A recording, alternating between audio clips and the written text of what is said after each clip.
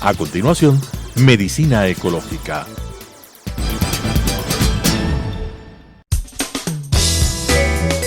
Clasificación A. Apto para todo público.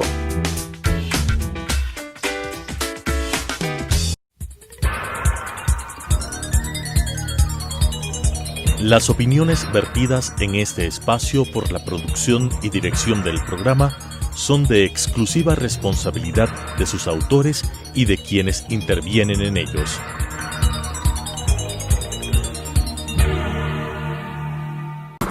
Telesucesos Canal 29 UHF presenta Medicina Ecológica, un nuevo enfoque de la salud pública diseñado especialmente para mejorar la salud de todos los habitantes en armonía con la naturaleza.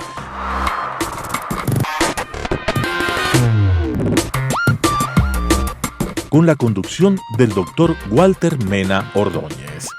Medicina Ecológica.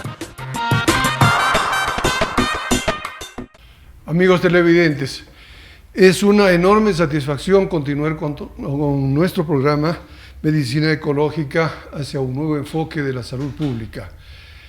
En esta vez, como en otras oportunidades, vamos a tener el gusto, la satisfacción, el privilegio de conversar con un investigador de mucha talla. Él es el doctor César Paz y Miño, que ustedes lo conocen porque lo hemos entrevistado en otras oportunidades. Es director de Genética y Genómica de la Universidad Tecnológica Equinoccial. El tema es genómica y vacunas. Ustedes comprenderán, un tema muy extenso y tremendamente oportuno, complejo, por cierto, ¿no? Nosotros vamos a hacer referencia a ciertos aspectos para que ustedes tengan una real dimensión de los trabajos que se vienen realizando en este campo en la Universidad Técnica Equinoccial. Y vamos a hacer referencia también a un evento importante en el que participó nuestro invitado, el primer encuentro regional sobre soberanía y acceso universal a la ciencia y a la tecnología, en el que participó, como decíamos, nuestro invitado, con una ponencia que se denominó o se denomina la genómica, de la genómica a la vacuna. Genética y genómica, dos conceptos, dos palabras tremendamente importantes en nuestra entrevista, y quisiéramos comenzar por eso. Bienvenido, mi estimado César. Hacer un recuento de lo que es genética y genómica en pocas líneas, por supuesto. Gracias. Como tú, como buen docente, lo sabes hacer. Muchas gracias y gracias por la invitación. La diferencia entre genética y genómica es en realidad, la genética es como lo más simple que estamos en este momento, ¿no? Es estudiar un gen tras otro gen, después otro gen aisladamente.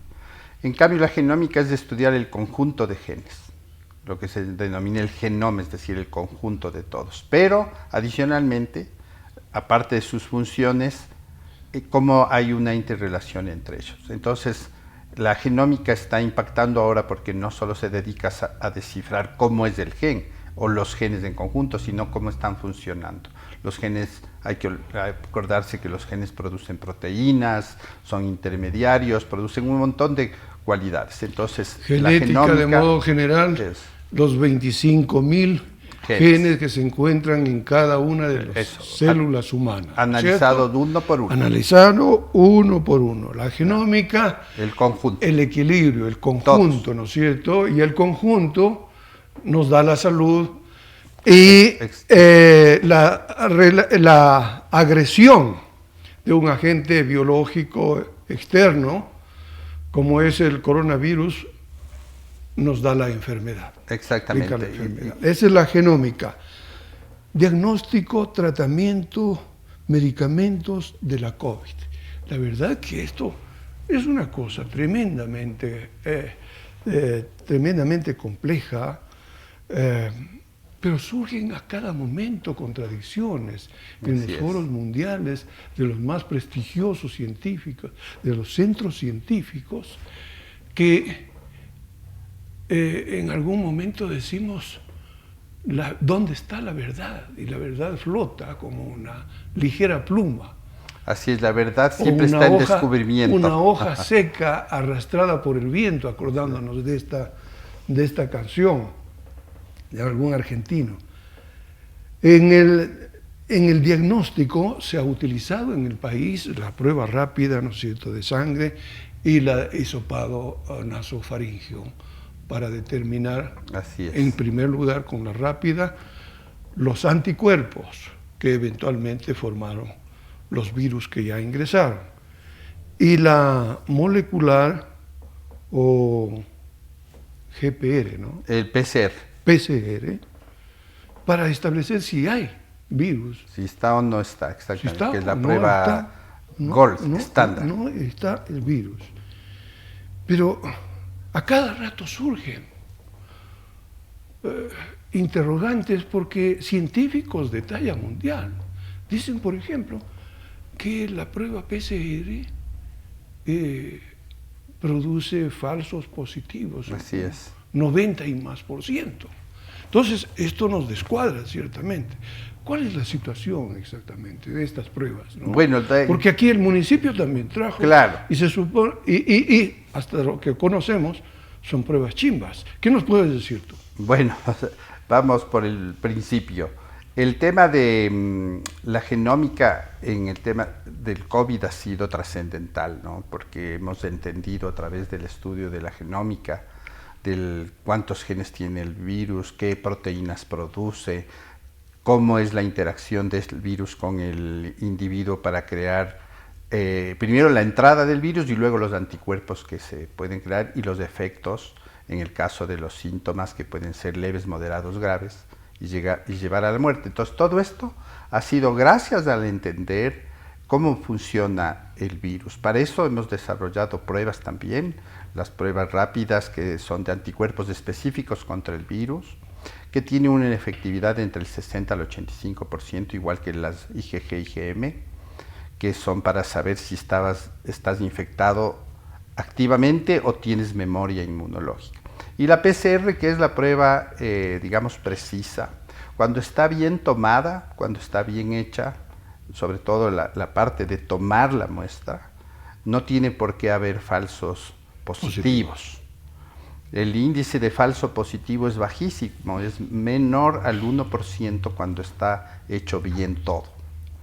Entonces el tema más bien aquí depende un poco de cómo es el comportamiento del virus en el organismo. Hay veces que se ha visto que hay pacientes que al inicio se decía, porque hemos ido aprendiendo además de esta enfermedad, se decía a las 72 horas ya tienes el virus activo en las mucosas.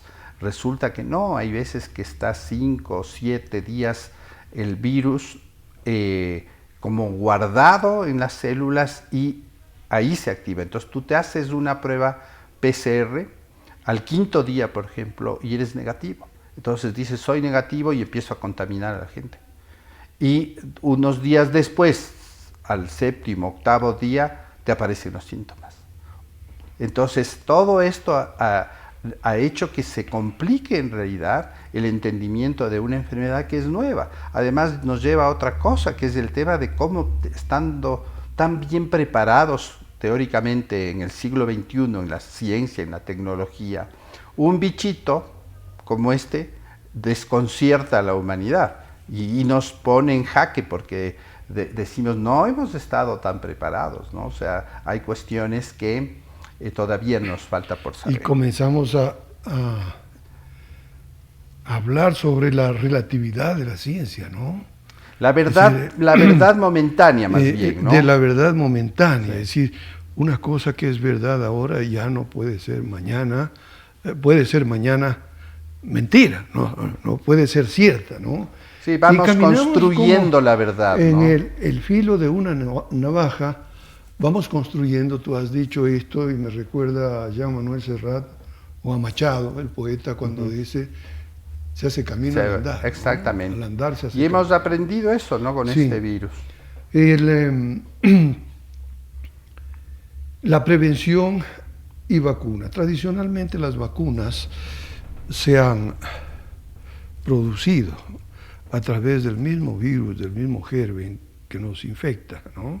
Este es el caso de la vacuna china y rusa, mientras que la producida por el Reino Unido, Estados Unidos y Alemania se basan en establecer la existencia de una especie de llave o gancho que existe en el virus, el ARN mensajero, para entrar a la célula y reproducirse, ¿no?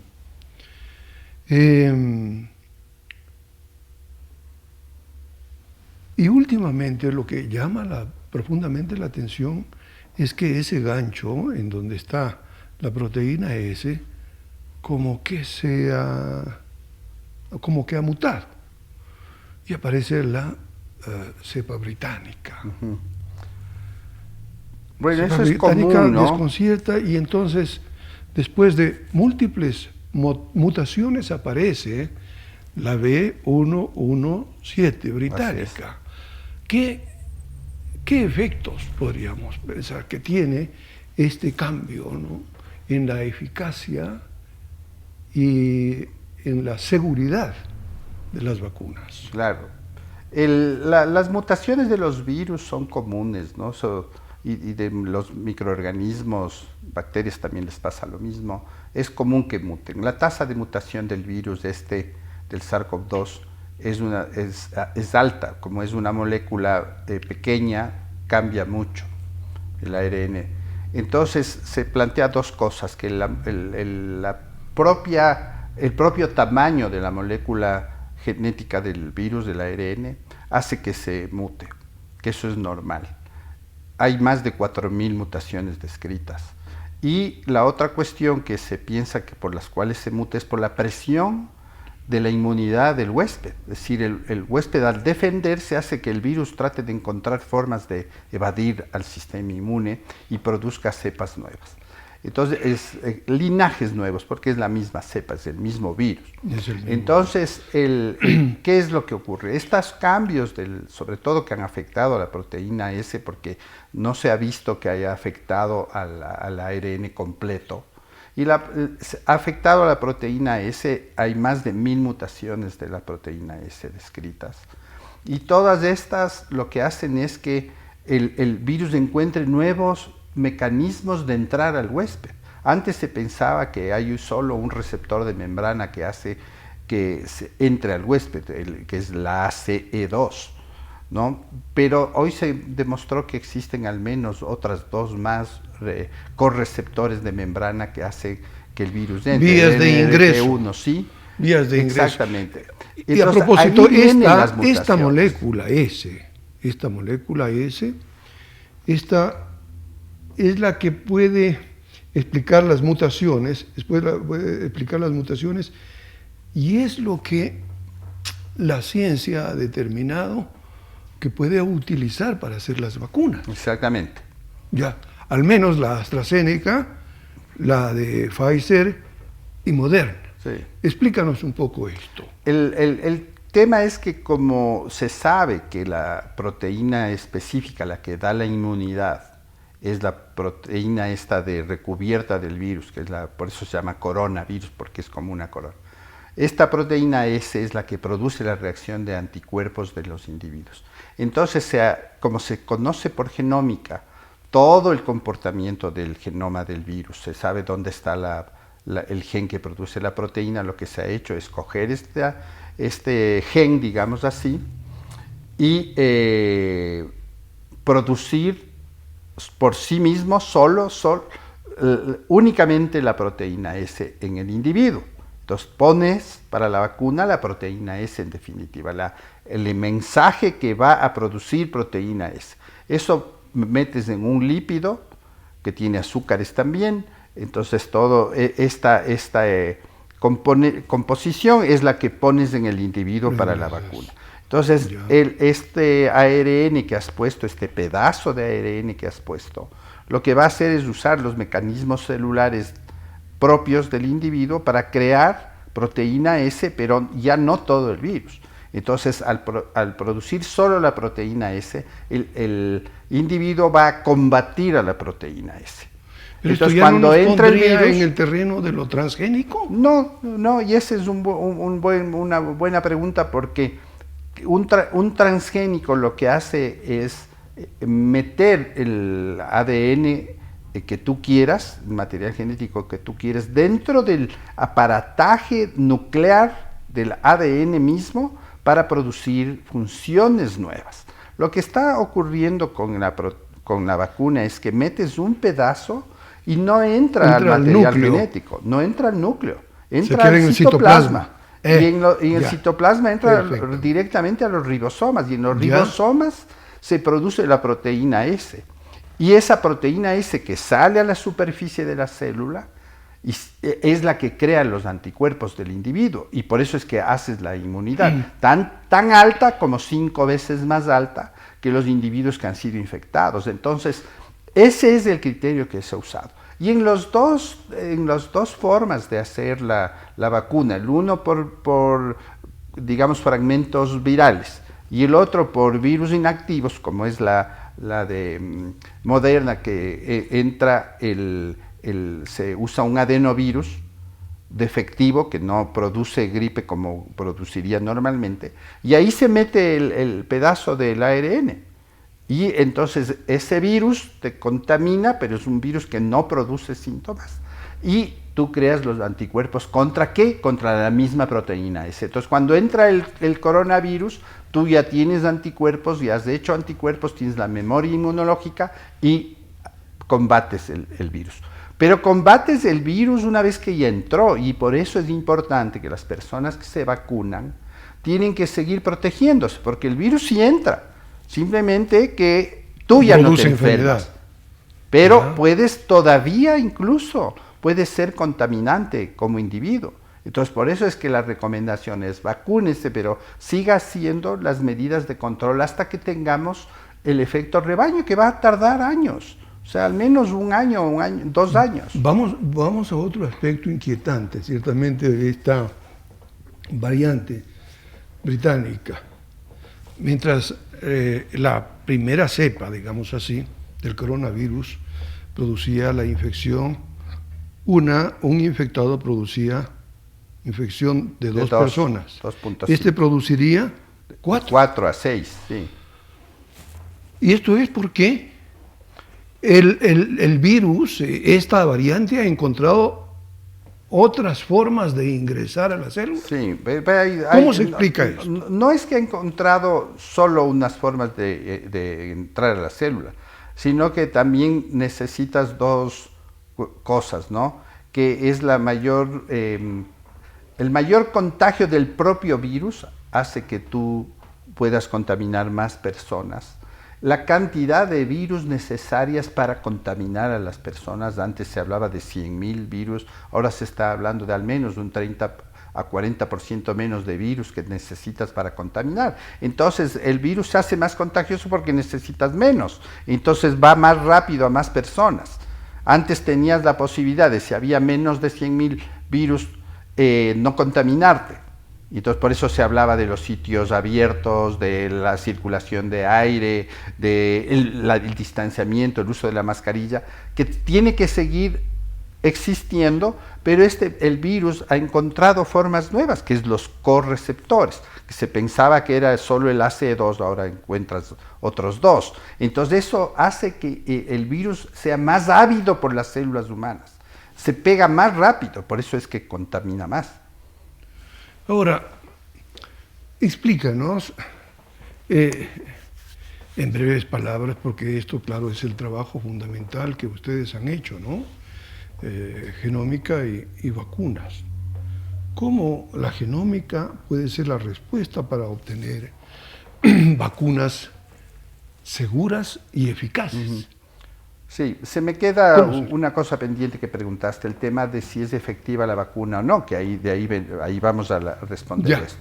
Si yo tengo nuevas mutaciones que no alteran la lectura total del genoma del virus, se parte de que no debería ser ineficiente la vacuna que se ha preparado. De hecho, estudios de una universidad de Estados Unidos dicen que ya se han hecho las pruebas y efectivamente la vacuna sí sirve para esta nueva cepa y para la sudafricana y probablemente para otras que vayan apareciendo. Ya. Hasta que demostremos con los estudios genómicos que ya no sirve. ¿Por qué? Porque el virus ha cambiado, porque las mutaciones del virus hacen que ya el comportamiento general del genoma del virus sea diferente y que eso provoque unas proteínas de la corona del virus que encuentren incluso otro receptor para pegarse a la célula y entren de otra manera. Ya. Entonces, eso no sabemos, de eso vamos a aprender. Correcto. Entonces, la genómica lo que ha servido es, una vez que tú sabes las secuencias, no solo del virus, se ha usado para bacterias, se ha usado para parásitos, se ha usado para el VIH, incluso para enfermedades como el cáncer. Una vez que ubicas el gen que produce el problema, lo que tú haces es usar ese gen para provocar una reacción del cuerpo en contra de esa información. Ese es el principio de la genómica aplicada a las vacunas, porque hay no solo vacunas para parásitos, virus, bacterias, sino también hay en contra de genes, que es lo que se está trabajando, por ejemplo, para el cáncer. Ya. Entonces, si entiendo el gen, yo podría provocar una reacción en contra de la proteína, la información que produce ese gen. Entonces, incluso puedo usar fármacos específicos para ese gen. El caso de la leucemia mieloide crónica. Tienes un fármaco que actúa específicamente contra el gen que produce la leucemia.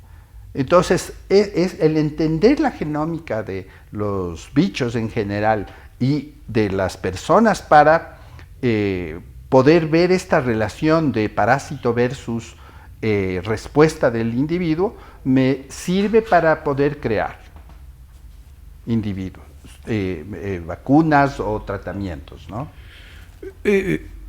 Para terminar, mi estimado César, porque se nos ha terminado el tiempo, ¿es posible la producción de vacunas en el Ecuador? Teníamos un instituto que creaba vacunas, el Instituto Si Izquieta tuviésemos Pérez. ahora el Izquieta Pérez, ¿podríamos? Pienso que hasta donde yo conozco la tecnología nueva no la disponemos aquí. Hay gente incluso preparada, pero la tecnología no. No tenemos los centros de bioseguridad alta que se necesita para poder trabajar primero con virus, luego las técnicas de ingeniería genética actuales exigen una tecnificación alta y eso en el país no lo vemos. Entonces creo que todavía no. ¿Cuál sería el mensaje para tanta incertidumbre que existe en torno al tratamiento, en torno a las vacunas? Y la gente se está muriendo de miedo. Por favor. Así es. Bueno, pienso que tenemos que darle oportunidad a la ciencia a que vaya aclarando las cosas, ¿no? Es un virus nuevo. Es una enfermedad nueva que tenemos que ir aprendiendo también desde el punto de vista de desarrollo científico, cuáles son las mejores herramientas para combatir. Nos hemos centrado en las vacunas, pero hemos descuidado el desarrollo de fármacos. Mientras de esto no resolvamos, tenemos que seguir con las medidas de control básicas, que son mascarilla, distanciamiento, no hacer reuniones y la desinfección. Con eso terminamos. Amigos televidentes, agradeciéndoles nuevamente a César Pacimiño por su excelente información respecto de la posibilidad de vincular la genómica con la vacuna para la COVID. A ustedes les deseamos lo mejor para el 2021 y a cuidarse, como bien ha dicho César, llevando las medidas, teniendo en cuenta las medidas higiénicas, la mascarilla y el distanciamiento social. Muchas gracias y hasta la próxima. Las opiniones vertidas en este espacio por la producción y dirección del programa son de exclusiva responsabilidad de sus autores y de quienes intervienen en ellos.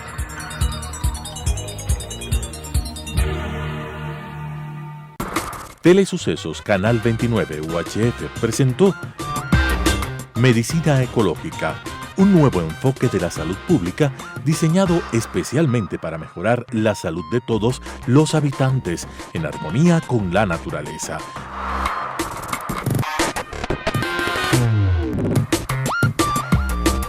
Con la conducción del Dr. Walter Mena Ordóñez. Medicina ecológica,